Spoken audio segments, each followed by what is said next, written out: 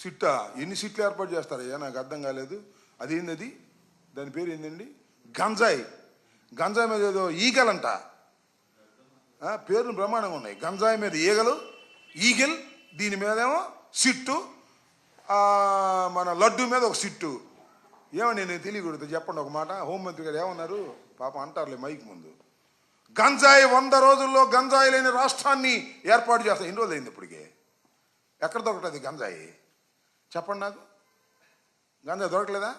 గుండె మీద చేసుకు చెప్పండి హోంమంత్రి గారిని, డీజీపీ గారిని. ఆ ఈగలను పెట్టి వాళ్ళని అడగండి. గుండె మీద చేసుకు చెప్పనండి గంజాయి ఎక్కడ దొరుకుతుందో. అన్ని చోట్ల గంజాయి విచ్చలవిడిగా దొరుకుతుంది. ఇది అవాస్తవమా? బెల్ట్ షాపులు అవాస్తవమా? మద్యంలో వాటాలు అవాస్తవమా?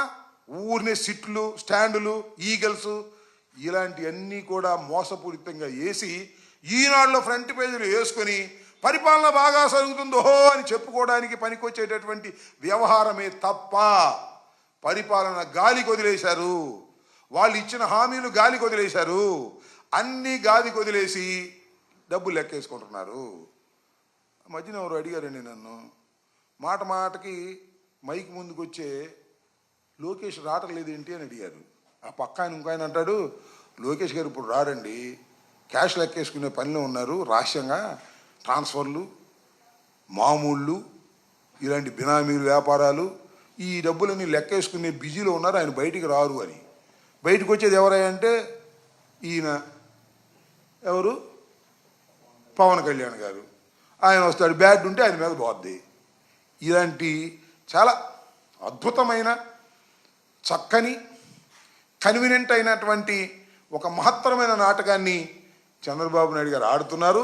సాగినంత కాలం మీ నాటకం బాగానే ఉంటుంది అయినా, సాగకపోతే తెలుస్తుంది. ఈనాడు పత్రిక, మీ ఎల్లో పత్రికలు, మీ మీడియాలు మిమ్మల్ని ఏదో అద్భుతంగా మోస్తుంటే అది నిజమని అనుకోకండి. చివరికి మద్దతు ధర దొరక్క రైతాంగం అల్లాడిపోతున్నారు. వరి పండించుకున్న వారు దాని గురించి మాట్లాడే ప్రశ్న లేదు. ఏదో పేపర్లో మాత్రం హ్యామ్ డూమ్ అధికారులను ఆదేశిస్తున్నాం అంటారు, ఒట్టిదే, ఏమీ లేదు. అలాగే అమ్మఒడి లేదు, అది అమ్మఒడి కదా, అది వందనం అన్నారు కదా, తల్లికి వందనం లేదు. ఏ వాగ్దానాన్ని నెరవేర్చుకోలేనటువంటి దీనస్థితిలో ఉన్నటువంటి చంద్రబాబు నాయుడు గారు కాసేపు లడ్డు వివాదం, కాసేపు పోటు వివాదం, కాసేపు వాడిని లోపలేయటం, కాసేపు వీడిని లోపలేయటం, జగన్మోహన్ రెడ్డి గారి మీద కేసులు పెట్టడం, పోలీసుల యంత్రాంగాన్ని ఉపయోగించుకోవటం, పోలీసు యంత్రాంగాన్ని ఉపయోగించుకుని కేసులు పెట్టడం తప్ప మీరింతవరకు సాధించింది ఏవీ లేదు. భవిష్యత్తులో సాధించేది కూడా ఏవీ లేదు.